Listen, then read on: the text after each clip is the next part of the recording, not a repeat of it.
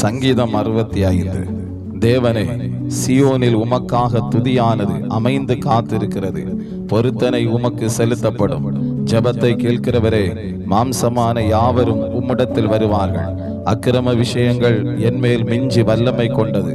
தேவரீரோ எங்கள் மீறுதல்களை நிவர்த்தியாக்குகிறீர். உம்முடைய பிரகாரங்களில் வாசமாயிருக்கும்படி நீர் தெரிந்து கொண்டு சேர்த்து கொள்ளுகிறவன் பாக்கியவான். உம்முடைய பரிசுத்த ஆலயமாகிய உமது வீட்டின் நன்மையால் திருப்தியாவோம். பூமியின் கடையாந்தரங்களிலும் தூரமான சமுத்திரங்களிலும் உள்ளவர்கள் எல்லாரும் நம்பும் நம்பிக்கையாயிருக்கிற எங்கள் இரட்சிப்பின் தேவனே, நீர் பயங்கரமான காரியங்களை செய்கிறதினால் எங்களுக்கு நீதி உள்ள உத்தரவு அருளுகிறீர். வல்லமே இடை கட்டி கொண்டு உம்முடைய பலத்தினால் பர்வதங்களை உறுதிப்படுத்தி சமுத்திரங்களின் மும்முரத்தையும் அவைகளுடைய அலைகளின் இரைச்சலையும் ஜனங்களின் அமளியையும் அமர்த்துகிறீர்.